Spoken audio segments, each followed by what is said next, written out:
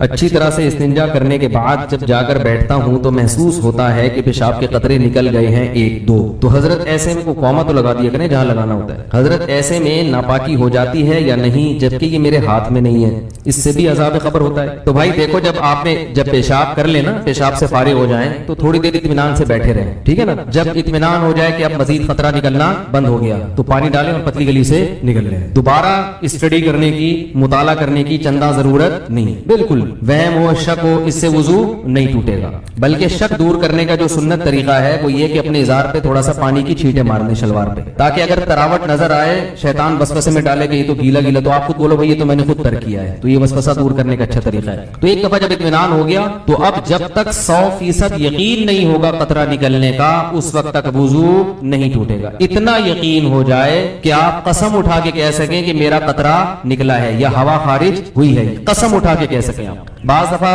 وہمی لوگ ہوتے ہیں نا، میں ان سے کہتا ہوں کہ تم قسم اٹھا سکتے ہو کہ قطرہ نکلا ہے؟ کہہ رہے ہیں میں سوچ کے بتاؤں گا کہ قسم اٹھا سکتا ہوں کہ نہیں. اس میں بھی کنفیوز ہوتا ہے کہ قسم اٹھا سکتا ہوں کہ نہیں. تو میں نے کہا یہ اس کی علامت ہے کہ نہیں اٹھا سکتے، کیونکہ اتنا یقین ہوتا تو فوراً قسم اٹھاتے. دیکھو ابھی سورج نکلا ہوا ہے، فوراً قسم اٹھا کے ہم کہہ سکتے ہیں اللہ کی قسم سورج نکلا ہوا ہے. اس میں کنفیوز نہیں ہوتا انسان. تو جب تک اتنا یقین نہ ہو جائے کہ پیشاب کا قطرہ نکلا ہے یا ہوا خارج ہوئی ہے، اس وقت تک وضو آپ کا باقی رہے گا. لیکن وہمیوں کو بات سمجھ میں نہیں آتی، یہ پھر بھی کنفیوز کے کنفیوزڈ ہی رہیں گے. یہ تو اللہ اس کے رسول نے جب ایک بات بتا دی ہے تو بھائی اس پہ یقین کر لو، بس چپکے سے نماز پڑھو. پھر شیطان کہنا کہ ہو سکتا ہے نکلا ہو، تو بولو نکلا ہوگا تو بھی اللہ قبول کر رہا ہے. ہم نے اللہ سے قبولوانی ہے. جب اللہ قبول کر رہا ہے تو ہمیں یہ سوچنے کی کیا ضرورت ہے کہ نکلا ہے کہ نہیں نکلا. جب اللہ ایسے ہی قبول کر رہا ہے تو ایک دفعہ اطمینان ہو کہ قطرہ آنا بند ہو گیا، اس کے بعد پھر شک سے وضو نہیں ٹوٹے گا. ہاں بعض یہ جو نوجوان لڑکے ہیں یا کم عمر لڑکے ہیں، یہ پیشاب کرتے ہی اٹھ کے بھاگ جاتے ہیں. تو پیشاب کرنے کے کچھ وقت تک تو بہرحال تری نکلتی ہے، تو ایک دم سے بھاگ گئے تو اس سے شلوار بھی ناپاک ہوگی، وہ جگہ بھی ناپاک ہو جائے گی. تو اگر شلوار اتنی ناپاک ہو گئی ہے کہ جو 5 روپے کا سکہ، اس کی کیا دلیل ہے؟ اس پہ بھی اعتراض کرتے ہیں. قرآن حدیث میں کہاں لکھے کہ 5 روپے کے سکے کے برابر اگر ناپاک ہو گئی تو وہ ناپاک ہے، اس سے کم پاک ہے. یہ بھی کسی وقت بتاؤں گا انشاءاللہ. اس پہ میرا ایک مناظرہ بھی ہوا ہے، ایک صاحب کہہ رہے تھے اس کی کیا دلیل ہے، تو آج تک پھر وہ دوبارہ الحمدللہ انہوں نے دلیل نہیں مانگی. 5 کا سکہ تو چھوٹا ہو گیا، صحیح کہہ رہے ہیں بھائی، وہ پرانا والا سکہ رائج الوقت نہیں، پرانا سکہ جو ہتھیلی کی گہرائی کے برابر. صحیح کیا آپ نے، اچھا ہوا لقمہ دے دیا آپ نے. جو پرانا والا سکہ تھا جو ہتھیلی کی گہرائی کے برابر ہوتا ہے نا، وہ سکہ، تو اس سے کم اگر نجاست لگی ہو تو وہ کیا ہے، کپڑے پاک رہیں گے. سمجھ میں آ رہی ہے بات؟ تو فوراً پیشاب کرتے ہی اٹھ کے بھاگ جانا ٹھیک نہیں ہے. پیشاب کرنے کے بعد تھوڑی دیر بیٹھے، اطمینان کر لیں کہ اب تری آنا ختم ہو گئی ہے، تو بس اٹھ کے چلے جائیں. تو اور ختم ہو جاتی ہے تھوڑی دیر میں. اور اگر غور فکر میں لگے رہیں گے نا وہاں بیٹھ کے، تو قیامت تک ختم نہیں ہوگی. یہ بتا دوں، قیامت آ جائے گی، پولیس بلوانی پڑے گی آپ کو واش روم سے باہر نکالنے کے لیے، کیونکہ وہمیوں کا کوئی علاج نہیں ہے دنیا میں. تقدیر کا جو عقیدہ شریعت نے بیان کیا ہے، اس کا بھی لوگ غلط استعمال کر رہے ہوتے ہیں، غلط جگہ فٹ کر رہے ہوتے ہیں. ہمارا عقیدہ ہے نا کہ سب کچھ پہلے سے کیا ہے، طے شدہ. موت لکھی ہوئی، رزق لکھا ہوا، حتیٰ کہ جنت جہنم بھی لکھا ہوا ہے. قرآن نے یہ عقیدہ بیان کیا موٹیویٹ کرنے کے لیے، مایوس کرنے کے لیے نہیں. ہم کیا ہو رہے ہیں، مایوس کہ یار جب جنت بھی لکھی ہوئی، جہنم بھی لکھی ہوئی، تو عمل کا کیا فائدہ، جانا تو جہاں ہے وہیں جائیں گے ہم، ٹھیک ہے نا. جب صحت اور موت لکھی ہوئی ہے تو صحت بنانے کا، جب ہر ایک کی عمر لکھی ہوئی ہے تو صبح جاگنگ کی ٹینشن لینے کا. بول لو کیا ہو گیا بھائی جب لکھا ہوا ہے کہ یہ بندہ 50 سال میں مرے گا، تھوڑا بڑھا لیتے ہیں احتیاطاً، 80 سال میں مرے گا، مثال دیں، ہم کیوں جلدی مارے اس کو 30 سال پہلے. 80 زیادہ ہو جائیں گے، پھر تو وہ جاگنگ بالکل بھی نہیں کرے گا. 50 ہی کر لو، فرض کرو یہ بندہ کب مرے گا، 50 سال. تو جاگنگ کا کوئی فائدہ ہے صبح اٹھنے کا، کولیسٹرول لیول چیک کرنے کا، شوگر، لڈو، احتیاط، موٹاپا کم کرو، سب ٹوپی ڈرامہ ہے بھائی. موت تو کیا ہے، لکھی ہوئی، لکھا ہوا ہے. ہمارے ہاں بہاری، میں بہاری نہیں ہوں لیکن ہمارے دوستوں میں بہاری ہیں، ان کے ہاں مشہور ہے کہ جب انسان کی شامت آتی ہے تو اونٹ پہ بیٹھے ہوئے آدمی کو بھی کتا کاٹ لیتا ہے. حالانکہ کتا وہاں تک، لیکن جب شامت آتی ہے کتے کو اللہ وہاں پہنچا دے، یا اونٹ کو بٹھا دیتے ہیں اس کو. ویسے شرافت سے اونٹ چلتا چلا جا رہا ہے، کتے کو دیکھ کے ہٹ جاتا ہے زمین. بات بالکل صحیح ہے، جب شامت آتی ہے تو ایسا ہوتا ہے.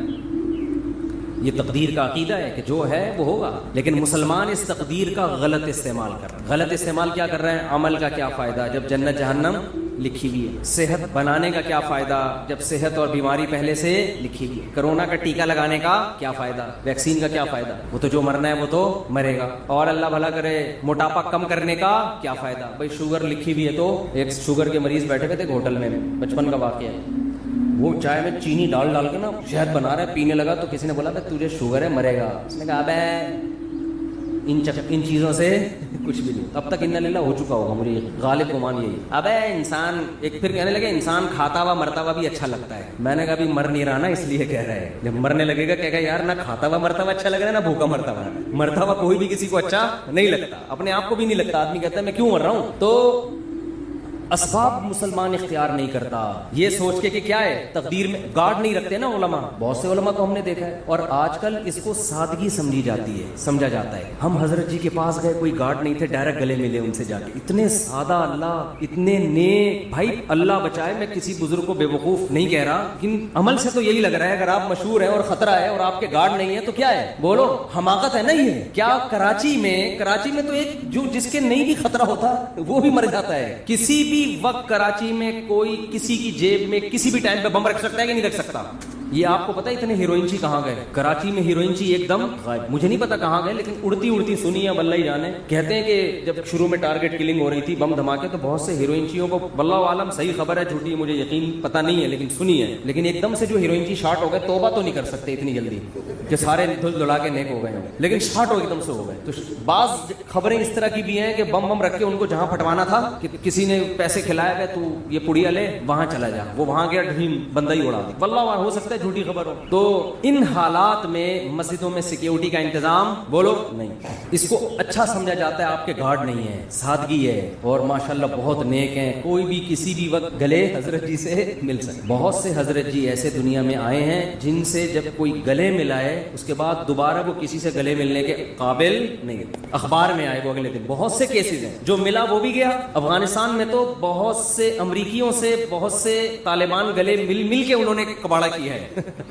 بہت سے رپورٹیں آتی ہیں اس طرح کی نا, وہاں سے خبریں آتی ہیں کہ وہ گلے ملے اور وہ جنت میں بھی اب کیا کر رہے ہیں, جنت میں یا برزخ میں بغلگیری ہو رہے ہیں. وہ چھوڑ ہی نہیں رہا اس کو, کہہ رہے اب تو کہاں لے کر آ گیا مجھے. تو جب ایسے حالات ہوں تو ایسے موقع پہ سیکیورٹی کا انتظام نہ کرنا اور یہ کہنا موت تو لکھی ہوئی ہے, جب آنی ہوگی آ جائے گی, یہ تقدیر کے عقیدے کا صحیح استعمال ہے یا غلط استعمال؟ اس کا مطلب علم ہے, کھوپڑی علم ہے, تقدیر کا علم. آیتیں بھی یاد ہوں گی اس کو جو لکھا ہوا ہے حدیث میں آتا ہے. رسول اللہ صلی اللہ علیہ وسلم نے عبداللہ بن عباس سے فرمایا وَعَلَمْ أَنَّمَا أَصَابَكَ لَمْ يَكُنْ لِيُخْطِئَكَ, اے نوجوان, اے غلام, لڑکے, یقین کر لے جو مصیبت تیرے مقدر میں لکھی ہے ایسا ہو ہی نہیں سکتا کہ وہ تجھے نہ پہنچے, اور جو چیز تجھے نہیں ملنے والی, جو نعمت, یہ ہو ہی نہیں سکتا کہ وہ نعمت تجھے مل جائے. رُفِعَتِ الْأَقْلَامُ وَجَفَّتِ الصُّحُفُ, تقدیر کے قلم سے اللہ نے جو لکھنا تھا لکھ کے قلم کو ہٹا دیا, اور اس کی سیاہی بھی خشک ہو چکی ہے, اب اس میں چینجنگ نہیں ہو سکتی. سب کچھ طے ہو چکا ہے, لیکن اس کے باوجود نبی کی زندگی دیکھو, احتیاط. قرآن کہہ رہا ہے نماز کی حالت میں اسلحہ اٹھا کے نماز پڑھو میدان جنگ میں. اسلحہ رکھنے کی تمہیں زمین پہ اجازت نہیں ہے. سب ایک ساتھ نماز نہیں پڑھیں گے, آدھے پڑھیں گے, آدھے فرنٹ لائن پہ کھڑے ہوں گے. وَدَّ الَّذِينَ كَفَرُوا, کیونکہ جو دشمن ہے وہ چاہتا ہے لَوْ تَغْفُلُونَ عَنْ أَسْلِحَتِكُمْ, کہ تم چند لمحوں کے لیے بھی اپنے اسلحے سے غافل ہو. اور غافل ہو کے کیا کر رہے ہیں؟ نماز. یہ نہیں کہ کوئی خدا نخواستہ کوئی گناہ میں مشغول ہیں, اللہ کی طرف مشغولیت کی وجہ سے دشمن سے کیا ہو رہے ہیں؟ غافل.